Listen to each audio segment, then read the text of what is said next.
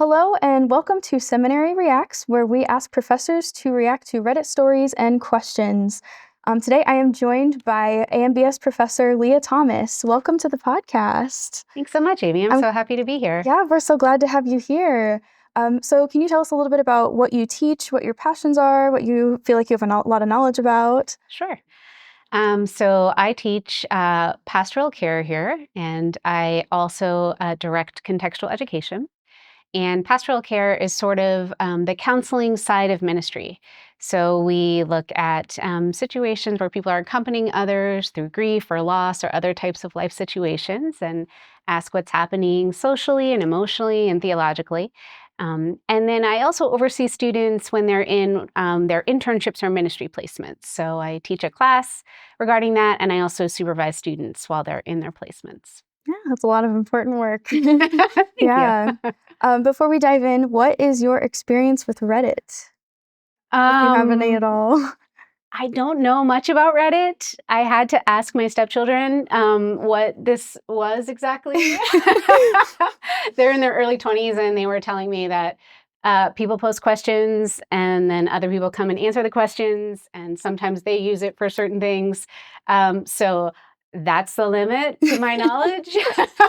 Well, you are going to get super experienced with Reddit today. Okay, so perfect. I hope you're cannot ready. wait. There's a couple different subreddits that I'm going to be using questions and stories from, and yeah, we'll just take some time and answer some questions. There's some stories here that we'll look at too, and try to see if we can offer any advice and just see what ways we can respond. Perfect. So are you ready for our first Yes, question bring it on. here? Sounds great. So this first question is coming from the subreddit Christian, and the title of the post is Service versus Doormat. And the post says, I don't know the difference between being a Christian servant and being a doormat that people use and take advantage of. My pastor's advice was to let these people use me, basically.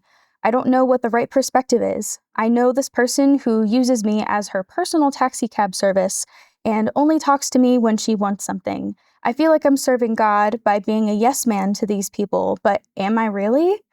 So this general question of what's the difference between doing service for God and kind of acting as a doormat and just letting people walk all over you and let them take advantage of you and whatever service you're giving. Where is that line between being a Christian servant and being a doormat?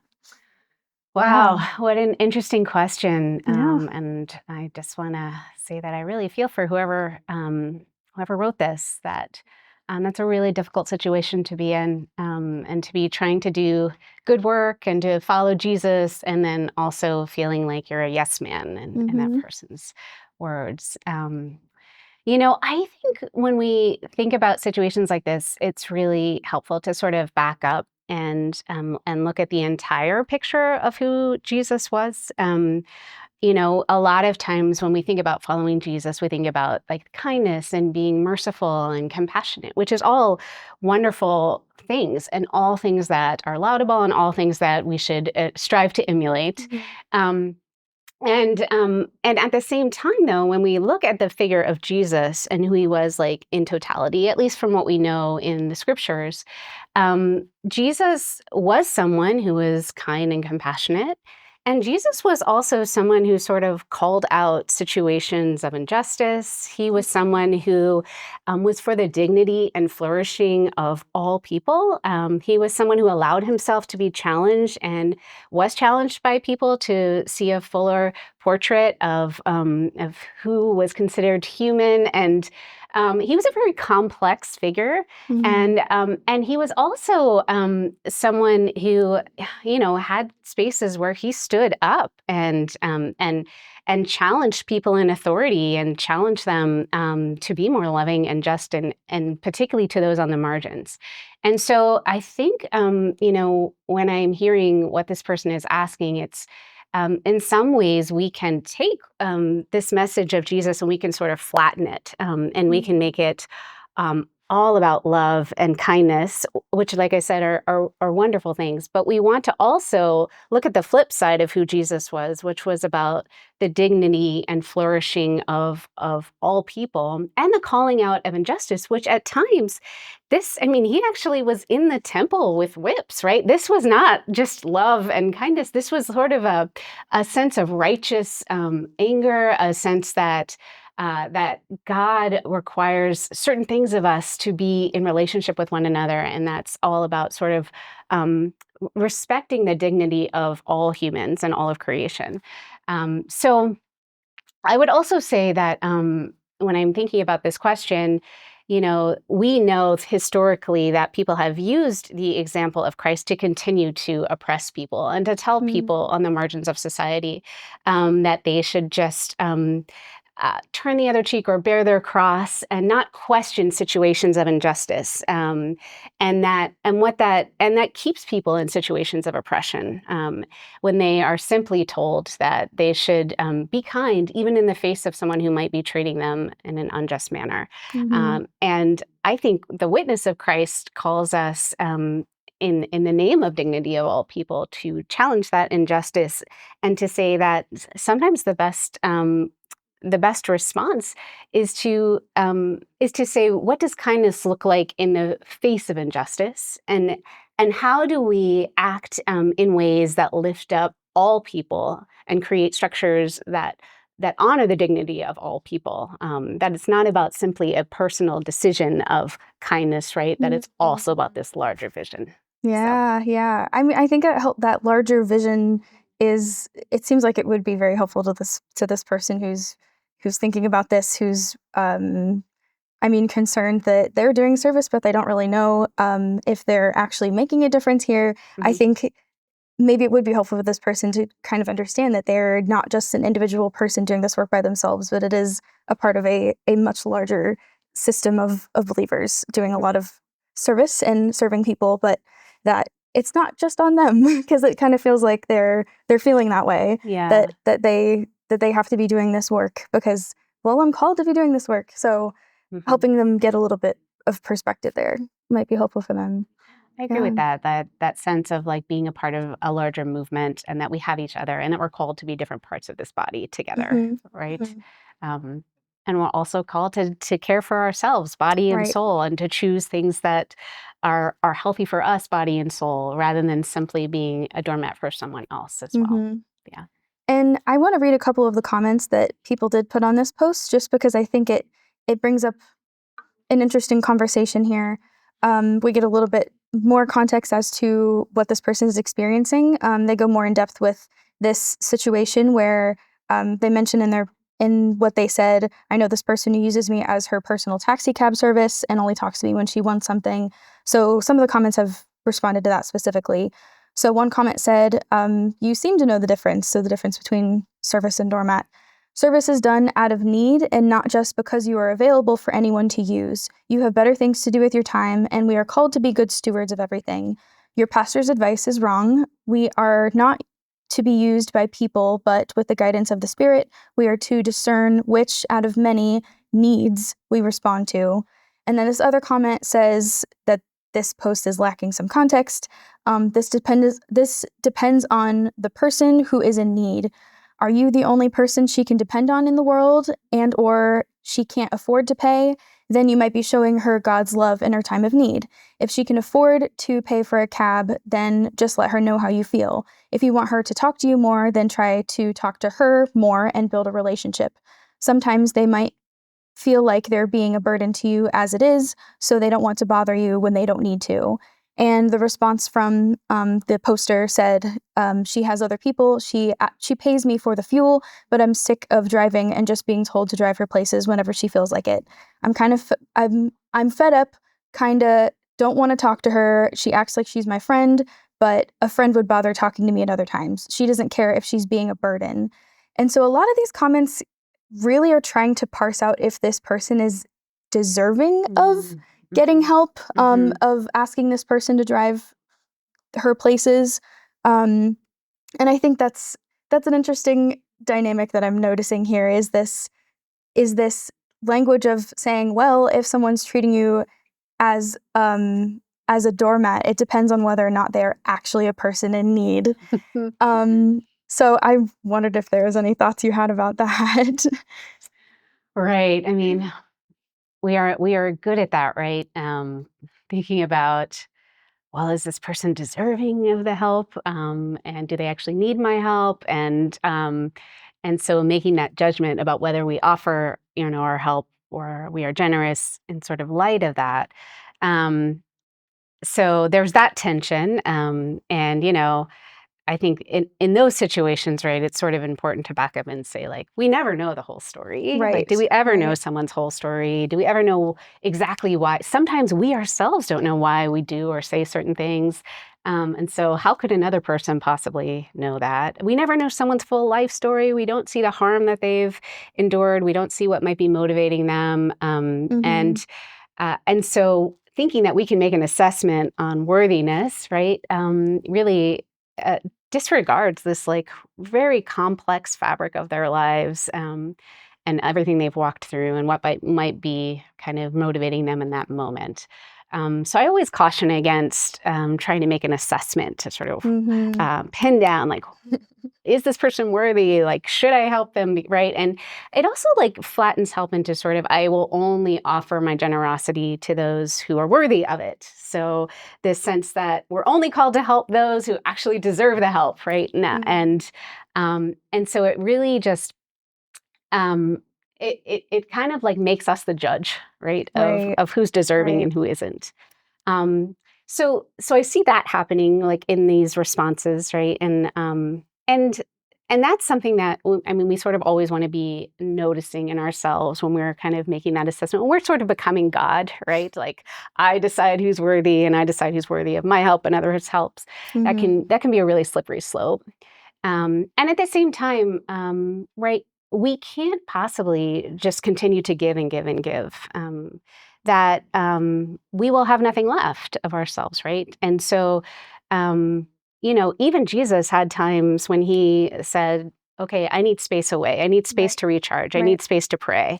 I need space to replenish my soul. That boundaries are compassionate and necessary for ourselves in order to like find spaces to feed our soul, to replenish our soul, to sort of reconnect with who we are, with who God is calling us to be.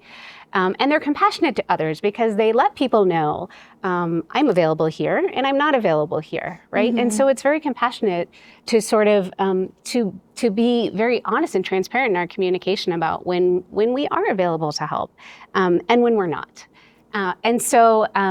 So this sense of sort of this balancing act, right, of sort of being generous with our time and our treasure and our talents, and also holding that alongside those times when we need to sort of feed our own souls and allow God to feed us and allow God to fill us, and in order that we can be who we're called to be, right? So this sort of balancing act, I think, is going on here. Yeah. So like this poster, I mean, it seems like they're getting some fatigue from the amount of service they're doing in this situation.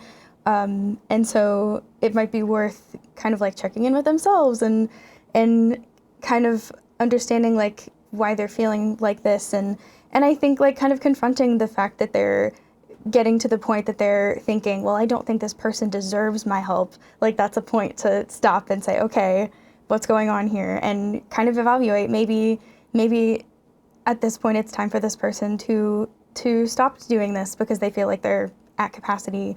But yeah, having them self-reflect a little bit and take care of themselves, it definitely seems like that would be important.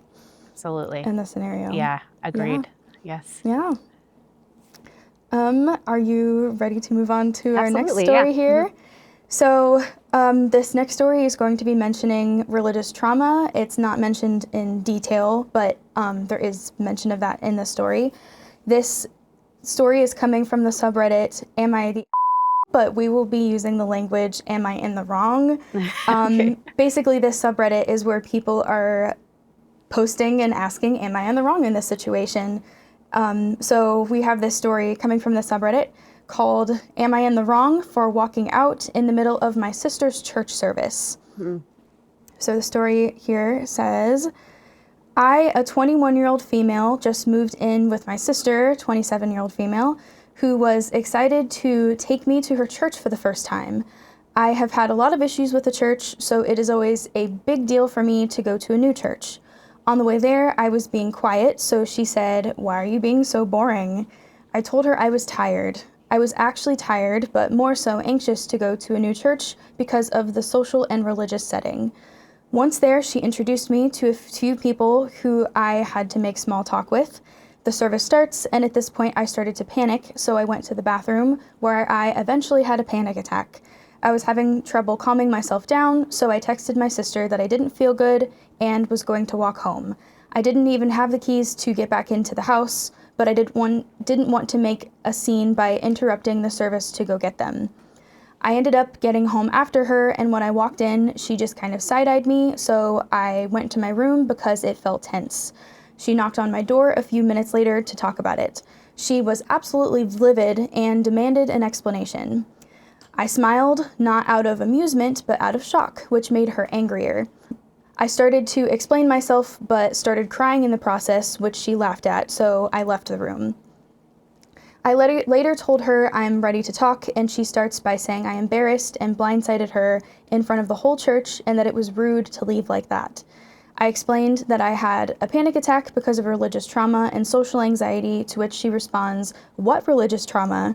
I won't go into detail here, but she knows that I have a lot of deeply hurtful and personal issues with the church. She then brings up how I'm ungrateful about letting me live with her and demands I pay the rest of my rent. We had multiple conversations before I moved in where I explicitly told her I wouldn't be able to pay my rent on time because I'm unemployed, and she was super understanding and totally fine with it. Am I in the wrong? I definitely could have communicated better, so I understand my sister's reaction to an extent. And then we have a little bit of more information here with a later edit. I left out a lot of context out of this post in an effort to make it easier to read, but I will add it now to address the confusion. The reasons I have issues with the church stem from being religiously homeschooled with little access to the outside world. This was obviously an extremely conservative and hateful environment, which would negatively impact any child, but I was also closeted at the time, along with being a girl. My sister was not homeschooled and is straight. The differences in our education are just because our parents started changing their parenting style as they had more kids. Going to church was not a requirement of me moving in with my sister. I accepted her invitation because this church community is something she really values, so I wanted to support her in something that is important to her. Personally, I am religious at most and spiritual at least.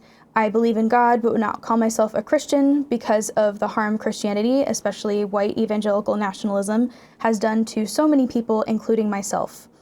However, I have been exploring very progressive church options, mostly for the sense of community they provide, including the one mentioned in the post. I have never had a panic attack at church, despite my issues with Christianity, so I thought the anxiety was a feeling that would pass as it usually does when I try a new church. And about the social anxiety, I am able to interact with others completely normally, including small talk, despite it giving me anxiety. Going into a completely new environment, however, where my sister said I would have to stand in front of the congregation to introduce myself, was also adding to the anxiety. So again, this question that this person is asking is am I in the wrong for walking out of the church in response to some of the feelings she was having? Wow, yeah. There's a lot here. There's a lot there, Yeah. goodness. Well, let me start by saying, there's a lot of talk about trauma right now. There's a lot of people both talking about it and sort of claiming to be traumatized. And we're sort of at a point in a society where it's kind of getting a lot of distress is kind of getting collapsed into trauma. So sometimes it can be difficult to parse out, okay, what is trauma really? What does it mean to be traumatized? What is this thing, religious trauma, right? And how does this all function? And there's a couple scholars who talk about maybe reframing this in terms of like a distress trauma continuum, right? That trauma is real. And yet there are a lot of forms of distress and being uncomfortable and distress and et cetera. And they all are not necessarily trauma, but that doesn't mean that they are not important in their own right. They deserve care, right? They deserve to be sort of acknowledged. And so, so I just want to posit that to say, we don't have enough information to discern, like, does this person have religious trauma? We could conjecture a few things based on what she shared. But what I want to say about experiences where trauma might be involved is that, when we think about psychological trauma, it's sort of a series of, so it can be one event or a series of events or a set of conditions, right, that overwhelm someone's ability to integrate their emotional experience. This can also happen in a community, that overwhelm their ability to integrate their experience. So that could be to be present, to fully comprehend what's happening, to understand what's happening. And basically the event or series of events is perceived as a threat. So it's a threat to life, to integrity, to body, to sanity. And that the experience of trauma lives in just that. It's someone's experience of the event. So while you and I could experience the same event, for one of us, it could be like mildly or distressing, and the other one could have a full-blown trauma response to a particular event, because all of these factors converge, like she was saying, upbringing and social location and previous experiences of trauma converge in someone's perception of an event as traumatic. But when the body perceives an event as traumatic, it just reacts, right? So it's more of a primal reaction that comes from our lizard brain, our reptilian brain, that submits all these neurochemicals to send us into fight, flight, or freeze. And so it affects things like memory, it affects things like cognition, it affects things like our ability to be present. It can bring on something like a panic attack. It can overwhelm us, it can send us into flashbacks, right? It can, it can do a lot of different things, both mentally, emotionally, spiritually.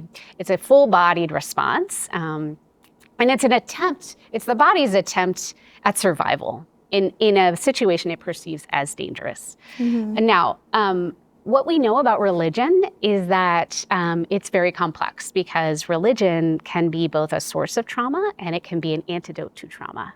So for some people, depending on the types of trauma that they've experienced in their life, religion can be really comforting. It can be something that it gives them a sense of meaning and purpose in the midst of a highly chaotic environment and inner environment.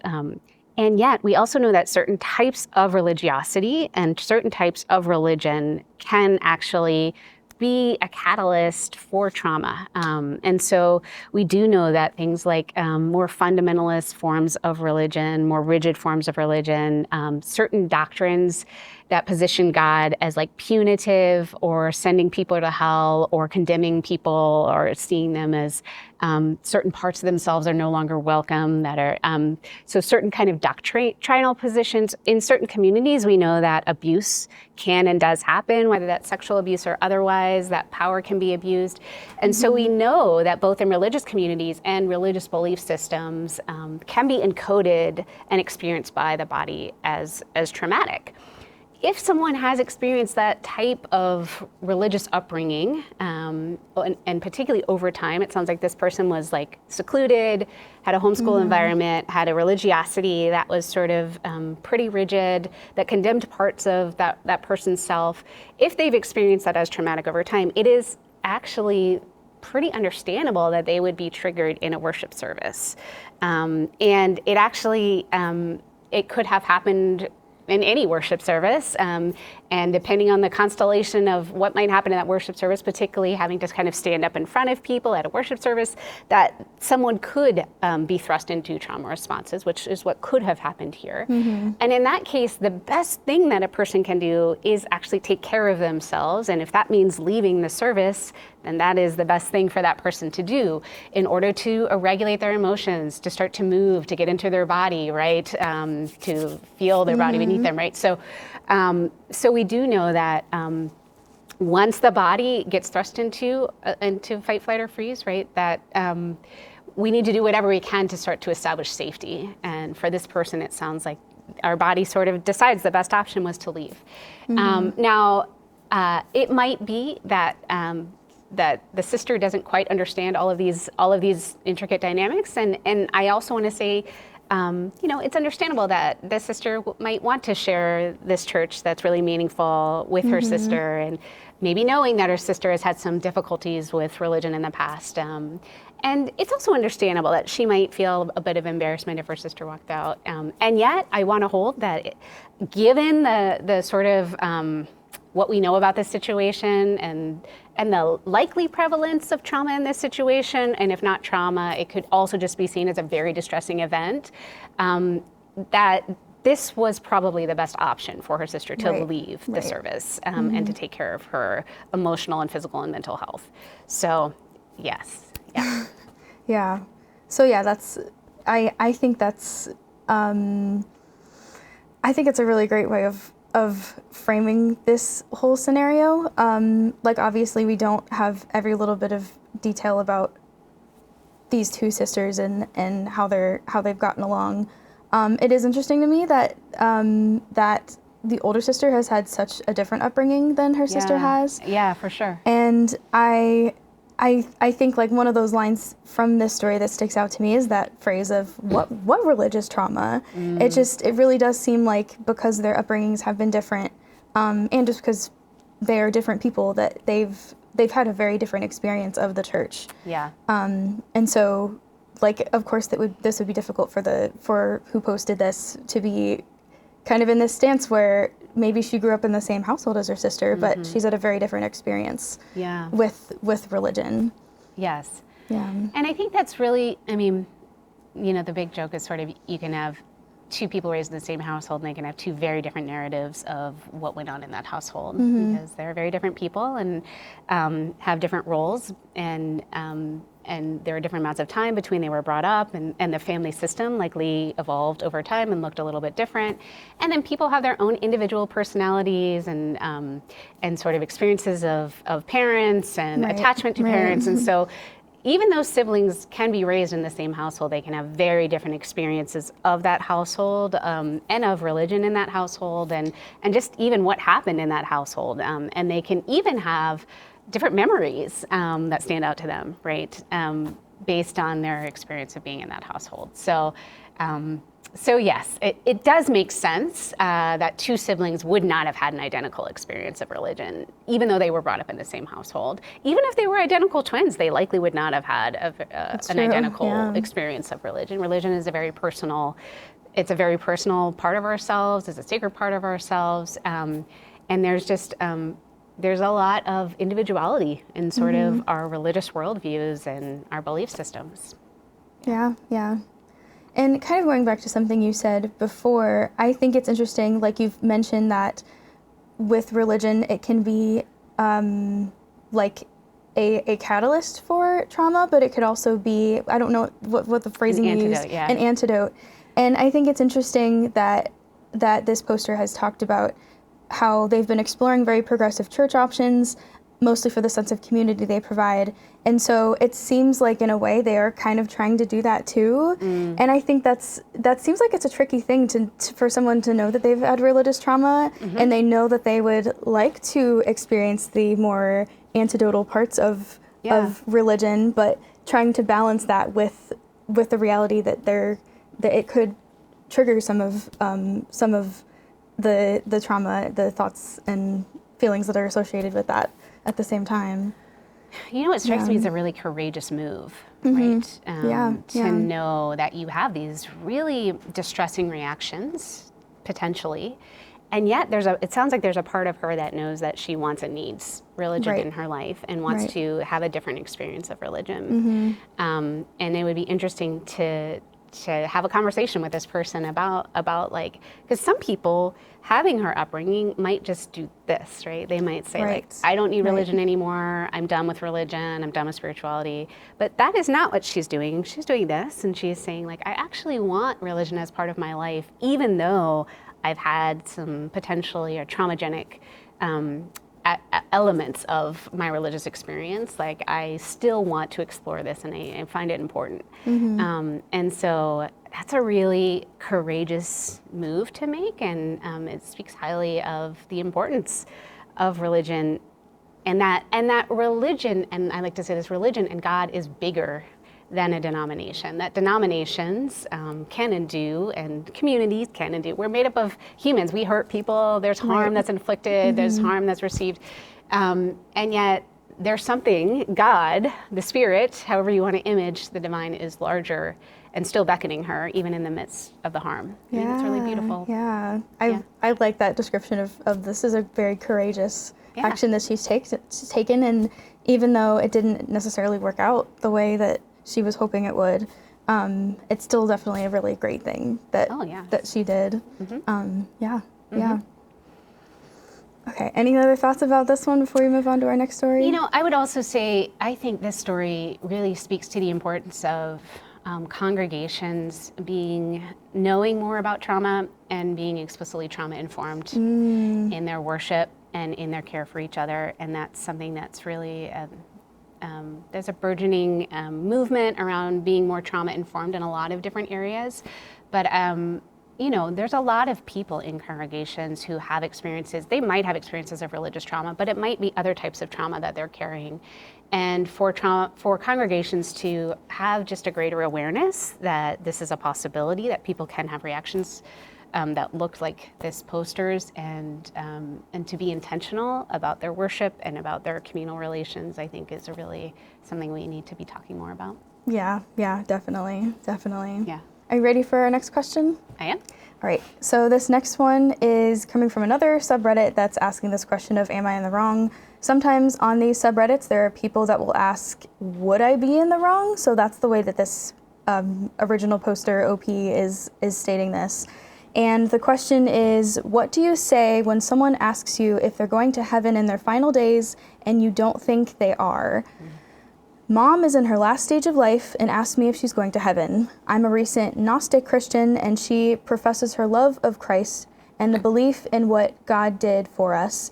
Yet she is full of bitterness and unforgiveness that is separating her from God's love.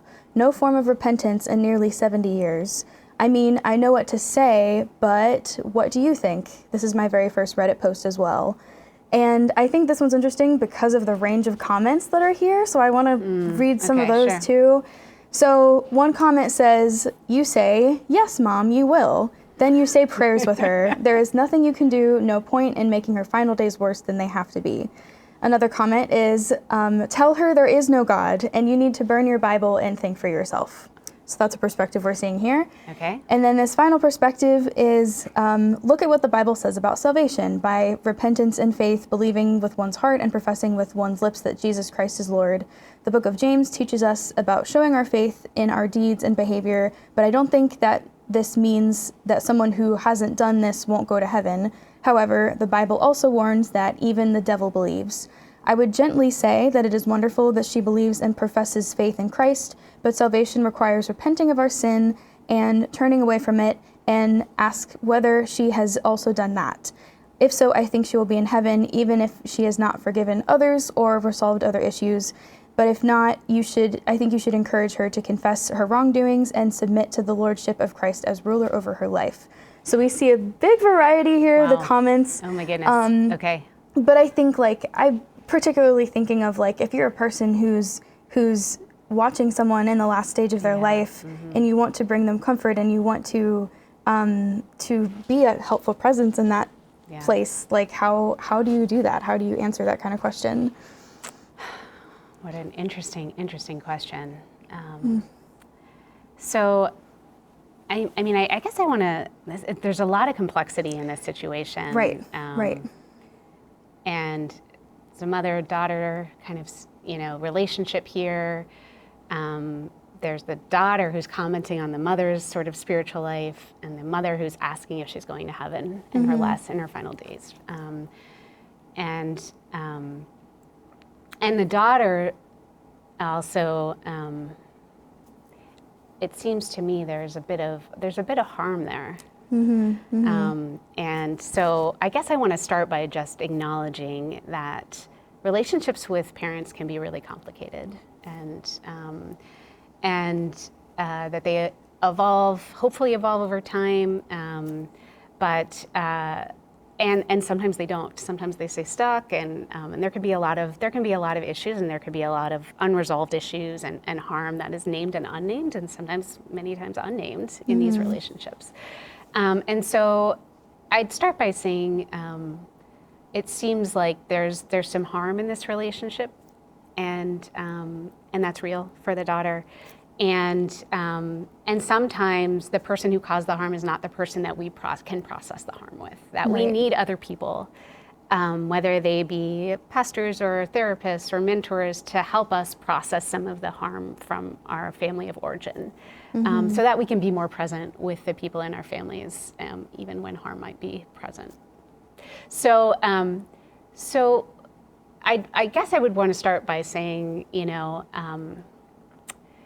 the daughter may or may not be the right person to sort of accompany her mother in this the exploration of this question, because her daughter has a lot of her own kind of what we would say stuff around it, and her own opinions around it, and what we want to kind of, when we look at this situation, what we also see is someone who's approaching the end of life. And it's quite common at the end of life for larger existential questions about life and one's own life and what life means and whether I lived a good life and my regrets and all of that to surface at the end of life. And so rather than kind of zeroing in on am I going to heaven, I might counsel the daughter to sort of pause and step back and be curious about what's beneath this question. Right? This question could be connected to regrets, to worry, to anxiety about her own future, to a sense that maybe she has done some wrong in her life, and it could be connected to a lot of larger things. And so what I often sort of suggest for folks is to sort of step back and get curious about I wonder why you're asking this now, or I wonder what this question is about, or I wonder what brought this question up at this moment. Could you tell me more about that, right? And that brings it out of the are you going to heaven or aren't you going to heaven, and who gets to decide, which again, I mean, we aren't God, right? Even though the daughter has seen much of her mother's life, she wasn't there for every moment of her daughter's life and doesn't see the whole story. She wasn't there for her mother's childhood and any of the wounding that might have occurred there. And similarly, the mother hasn't been there for her daughter's entire life. No one except God sees the full story, and we don't get to make these decisions. Probably for the best, in terms of what happens after we die. But what we can do is be present with someone as they're trying to sort of discern what their life is about, and whether their life had meaning, and what regrets they might have had, and what they might have wished for themselves, and where they are as they're looking back over their life and looking towards something different. So maybe if the daughter feels comfortable stepping back and having this larger conversation, I would say that's one option. But I also want to hold it, maybe the daughter doesn't, and maybe it's too activating for her to have this kind of conversation with her mother, given what she knows about her mother. And I would say, so there's no obligation here. There's no obligation to have a conversation that the daughter isn't ready to have, or feels like it's too activating for her to have, right? And in that case, it's fine to simply say, hey, Mom, wow, that's a really important question. It's a really big question. And I'm here with you, as you're discerning these questions and thinking about these questions, right? To sort of offer presence rather than an answer to a question like that is also something that can be really healing for a relationship like that. Yeah.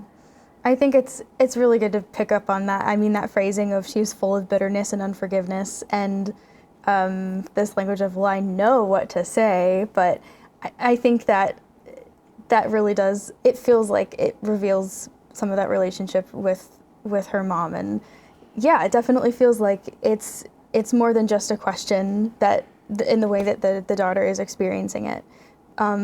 Potentially because of experiences she has had with her mom. I wonder too if you could speak to this certainty aspect of it. And I know this is something we've talked about in classes. Yeah. Just this, when someone is acting as a supportive listening voice or listening ear or trying to give advice, there's often like this differentiation between like the person who's listening might have a particular set of beliefs and might be listening to this person and say like, oh, that's not theologically correct. That's not biblical or whatever. So I was wondering if you could kind of speak to that dynamic of how to be supporting people when you're kind of listening and saying, well, that's not technically correct. That's a great question. So I think what comes to mind as you're asking that question is this notion that we all sort of have different kind of forms of theology that take up residence within us, right? We have an embedded theology, which is sort of these pre-critical beliefs that were sort of implanted even before we could speak, that these are things about maybe God and life that we many times don't even know are there, but they come out in situations of stress. And then we have like what we say we believe, right, which is our espoused theology. And then we have our lived theology, which is our beliefs and our actions and our values and our ways of coping. And those are the things we actually live. And all of this are they're messy. It's a messy amalgam of beliefs, and they might not, and many times are not coherent, like doctrinal positions, right? They're lived, and they're brought forth in different kinds of circumstances. And what we say we believe might be different than what we actually believe. And our embedded theology, we might not even agree with it when it surfaces, right? And so when we're accompanying someone through theological questions, what we're also discerning is sort of what is life-giving in terms of their theology, right? So we're looking at their theological worldview, and we're looking at their beliefs and their values and the way that they're coping. And how is it functioning for that person in the moment, right? Is it life-giving for them? And what aspects are life-giving and lead them more towards love and compassion and openness? And what aspects of that theological worldview might be life-limiting, might be leading them towards cynicism, might be leading them towards closing themselves off from others. And so partly it's recognizing that when we're really accompanying someone, and if we're trying to be like in a caregiver role with someone, that it's not really about our theology, right? We're trying to discern how to best accompany them and support them in sort of living into those life-giving beliefs and practices that are really like functioning to bring them towards compassion, towards greater goodness, towards love, towards mercy, and also helping them to sort of identify when maybe certain religious and beliefs are life-limiting and are really causing them to go more towards shame or doubt, causing them to shut down, causing them to be less compassionate, and helping them to sort of name that for themselves too, right? To really discover that for themselves, to name that for themselves, to choose for themselves what they want to live into. Yeah. And I think in the way that some of these comments kind of read, I think there is that push to say like, well, there is the right answer, tell her the right answer. And I can understand being in a position and saying like, okay, but I want to correct them. Like I want them to get to the right answer here. Indeed. But I think kind of what you've said here is like letting that person kind of ask the questions themselves and really ponder that and kind of understand their situation and whatever theological questions they're asking themselves. Allowing them to go on that process it seems like it's a much more, I don't know if effective is the right word, but a meaningful way for them to be experiencing that, whereas somebody kind of stepping in and saying like, okay, I hear what you're saying, but that's actually not correct. That's not theologically correct. Right. That just doesn't seem as helpful, because it feels more like, I mean, might make the person defensive and they might feel like they can't be processing these things. Yeah. So I think like, well, there is a tendency to step in and say like, actually, I need to correct you about this. Saying like, taking the time to just kind of step back and let them explore can be more helpful for their processing of whatever theological question they've posed. Absolutely. I mean, I love how you're saying, really, when you're accompanying someone, you're really allowing them to explore and you're supporting them in their exploration. And you're also trusting that God is at work in them. Yeah. Right? Yeah. Do you believe that God lives inside of them? That God is calling them and inviting them into wholeness and flourishing, and that journey might look a little bit different than yours. Right. Right? And can you trust that God is at work and that you, in embodying love and compassion and accompanying them and allowing them the space to truly discover and ask questions and start to try things on and in relationship, that the Spirit is at work in that and is going to bring them to wherever the Spirit needs to bring them, right? So it's sort of also trusting that we don't have to be the ones that correct, right? That God and the Spirit lives in each of us, and that Spirit is around us and in between us and is always sort of, they talk about luring us to greater possibility, to fullness, to wholeness, and so what we can do is offer someone that, I say the greatest gift we can offer someone is truly listening, truly hearing their questions, letting them know we've heard them, giving them space to tell their stories, right? And to also attend to the ways that the Spirit is at work in that through the relationship that's developing. So yes, can we trust that God is at work in that movement, I think is what I'm hearing you say. Yeah, yeah. I mean, I know I see there are so many posts that come up on Reddit where someone is posing this kind of question, which is, I mean, either they've done something or they're planning on doing something, but asking these questions about, like, there's this person who I'm supporting in some sort of way, how am I doing this? Or they'll talk about ways that they've said things that are not necessarily helpful. And I think in all of the comments that I often see, I feel like that piece is often missing, that piece of allowing God to continue to be at work in that person, in their processing, in their prayers, and their questioning, because I mean there is such a tendency for people to like see what's happening and then say like, okay, well I got to take control here. I gotta be the one with the answers. But I think being willing to say, okay, I don't have the answer here, and I want this person to explore this themselves it's allowing for God to be at work and not putting ourselves at the center of it.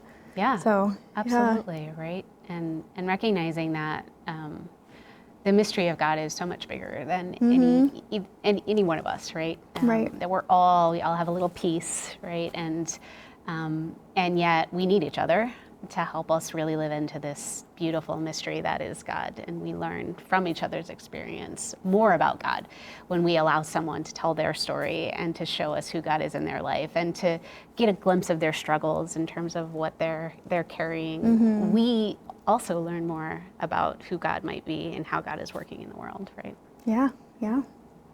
All right, ready for our final story here? Sounds good. So this last one, we've had a lot of conversation about family dynamics here, and this one is no different. So this one is coming from the subreddit, Reddit on Wiki, which sometimes people are reposting stories from other subreddits. So the title for this one is, Am I in the Wrong for Telling My Daughter Jesus is Her Grandma's Imaginary Friend? So OP says, me, a 30-year-old male, and my wife, 32-year-old female, have had frequent conversations with my mother-in-law about keeping her beliefs to herself. My wife believes in the Christian God, and my own beliefs are less defined, but leave room for the possibility of a single omnipotent presence. My issue isn't with my mother-in-law's beliefs, but the fact that she won't stop trying to, quote-unquote, save my daughter's soul. She's Catholic. She has taken my daughter, 5 years old, to church and told her to keep it a secret from me, taught her to pray in secret before bed, etc. My daughter gravitates to the idea because it's fun to imagine a man living in the sky, but to me, exposing children to such concepts before they develop the ability to think critically is pure indoctrination. Finally, I got tired of trying to encourage my daughter to keep an open mind and told her that her grandma has an imaginary friend called Jesus, and that's who she's always talking about. I told her not to tell her grandma because grandma truly believes Jesus is real. My wife did not like this. She said I was teaching our daughter to think of their grandmother as silly and closing her mind to the concept of Christianity in the future. I told my wife that if it were my mom, she wouldn't be allowed around our children anymore, and she called me an asshole for not talking to her about how best to approach the situation first. The situation has been ongoing since our daughter was born. If anyone has any earnest suggestions for how I could better handle the situation, I am all ears. Wow. Okay. Yeah. That's quite a situation. Well, as I hear this, what strikes me first is that religion and religious beliefs can be a source of real consternation in a family, not just throughout the generations, whether it's mother and daughter and son-in-law, it sounds like, but even among siblings, like different religious beliefs, different worldviews, can really cause a lot of tension. I think that's what we're seeing here, right? In these decisions that are being made, and I also want to name that, like, this is. I'm speaking from a Western perspective here, and that in more collective societies, right? I think this looks a little bit different in terms of, in a Western worldview, it's really the purview of the nuclear family. So it's the parents who we see them as the first teachers of the faith, and so they are the people that as part of upbringing, sort of share their faith or their lack of faith with their children, and sort of orient the child to the religious world, whatever that might be. And in a Western society, it's really the purview of the parents to share that. Now, of course, we might take issue if they're sharing beliefs that cause harm to self or others, or cause hatred. But there's a lot of freedom in terms of that nuclear family, and in terms of the role of the parents in sharing their beliefs. And so it does become more complex, right? When the generation above has very different beliefs and also is involved in wanting to pass those on to the child. Right. And it seems like this is an issue that really needs to be addressed between the parents and the grandparents, right? That the child is sort of as we call it in family systems theory, like the one that's getting triangulated, right? So, right, and it's sort of allowing them to avoid this large issue that's happening between the two of them. That said, I do want to comment for a moment about this Jesus being grandma's imaginary friend. I mean, there's a lot you can say about Jesus. There's a lot of different beliefs about who Jesus was, what his life meant, but Jesus actually existed. We know this from Scripture. We know this from sources outside of Scripture, such as Josephus, that he was actually a person that walked on the earth. There's a lot of disagreement about what that life meant, about what it means to follow Jesus. If you want to follow Jesus, was he God? Was he not God? Did he rise from the dead? There's a lot of disagreement and a lot of different opinions, but to say he's just an imaginary friend is actually erroneous. I mean, so you can talk about Jesus and say, in terms of giving credence to who he actually was, and also share, and we believe X, without making Jesus an imaginary friend. So I do want to push back in terms of that a bit, to sort of say there's a way of communicating maybe displeasure with or a difference in belief without making Jesus into an imaginary friend. That said,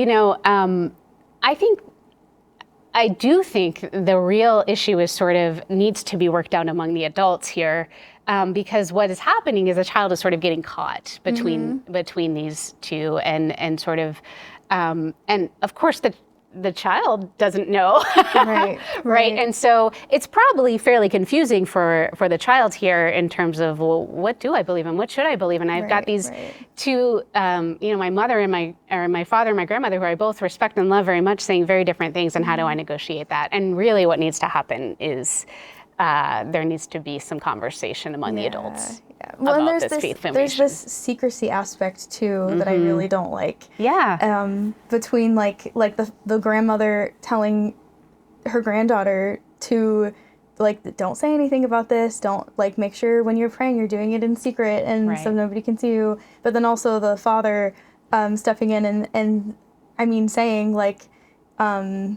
talking to the daughter too about his perspective, but also saying, don't tell your grandma, don't talk about this. So that's a really tough space to be. I mean, it doesn't say how old this daughter is, but oh no, it does. 5 years old. That's a Oh my goodness. That's really hard for a 5-year-old to be of course thinking about. Yes, and the child is not old enough or mature enough to sort of say, I'm not going to keep secrets for you, or I'm not going to, right. So you have these sort of competing things that are being asked of this child, and this secrecy, you know, and around religion. And I mean, like we could continue to build this out about how problematic this could be for faith formation for a child growing up.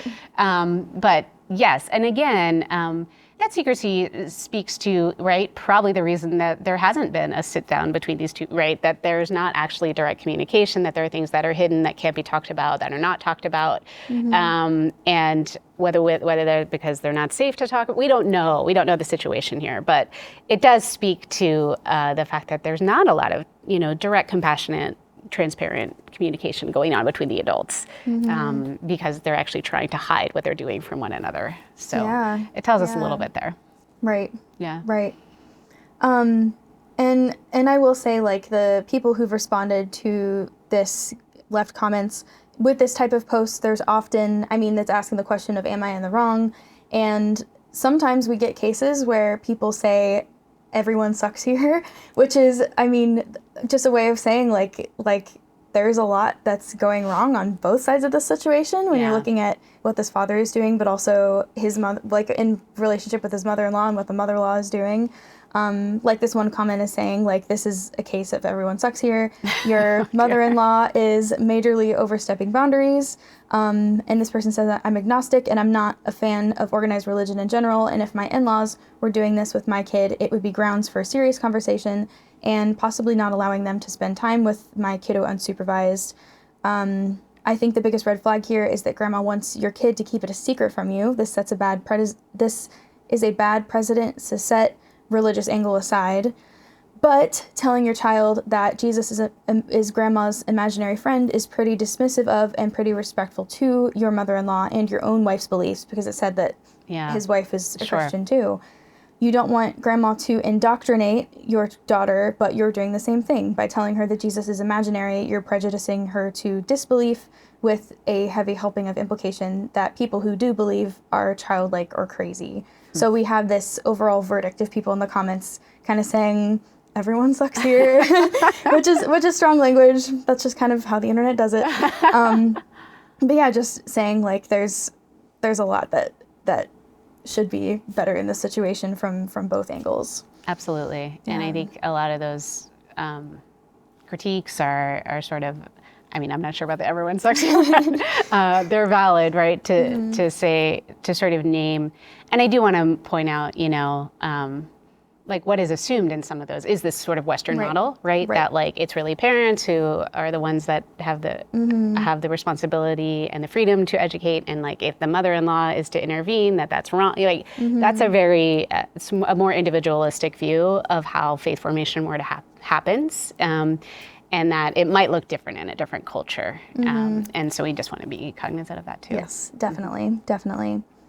And I think it's interesting the way that the daughter has kind of been centered in this, because I know, like, it's all about her, but at the same time, it doesn't seem like they're worried about what's best for her in a lot of this. Yeah. Like, I think it's a lot about, like, well, the grandma wants to be able to teach her what she believes. Well, also the dad wants to be able to teach her what she's going to believe, but it's not, like, centering the daughter and her well-being and her faith formation in this in a lot of ways. So there is a lot more that probably should be happening as in a conversation, if there were a conversation that happens between this this grandma and this girl's dad.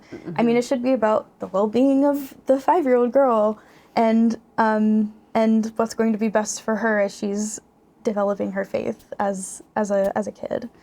I think that's a very astute comment, and you're absolutely correct that is very crucial and seems to be missing from this story in terms of, like, yes, the person with the least amount of power here, right, and the persons who we should be sort of centering is this child and their well-being and their own faith formation. And what is all of this? What is this doing to this child? How is it impacting them? How's it impacting not only their religious worldview, which I'm sure it is, but just even like ability to relate and to adults in her life, trust issues, and these types of issues are all present here. Right. We do have this final edit from the person who posted, just giving some reflections after being told what they were told by the people in the comments. So the edit says, to clarify, I am not an atheist. My personal belief is that there is a power greater than ourselves, but pretending to have the answers is understandable but ignorant. Regardless, I am in the wrong for handling the situation the way I did.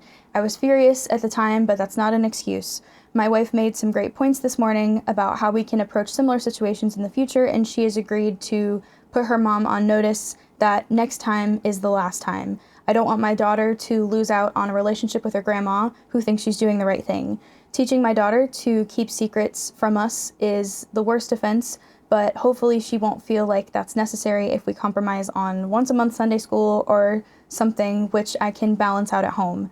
Any more overstepping from grandma and she's cut off, and I'm going to explain things more clearly and honestly to my daughter and trust her to understand. Thank you for all of your advice and for knocking some sense into me.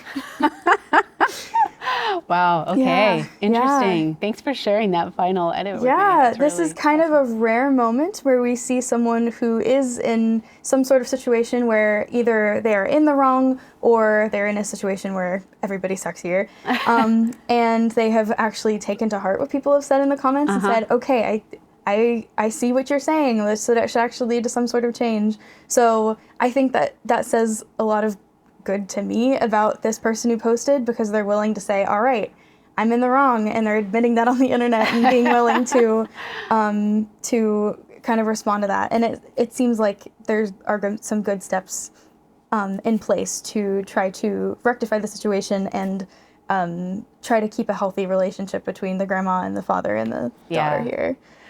It does seem that way. So, yeah. Wow. Well, thank you. So to wrap up here, are there any reflections you have about Reddit and what questions people have? And I will say I had no idea that people were sharing sort of some of these intimate stories from their lives and seeking wisdom in this space. So I'm actually really glad to know this. I'm glad to be, I guess, a voice, one more voice, offering insights on this. And thanks for asking me to be here. Yeah. I'm honored. Yeah, thank you for joining me here. It's been really great to hear all of your responses to these. I'm sure they will be helpful to a lot of people who've been thinking about these things. Yeah. I hope so. And thank you for listening to Seminary Reacts. Please leave us a like, a positive review, and comment any questions or stories for us to react to. You can find Seminary Reacts on YouTube, Spotify, and Apple Podcasts. See you next time. Bye.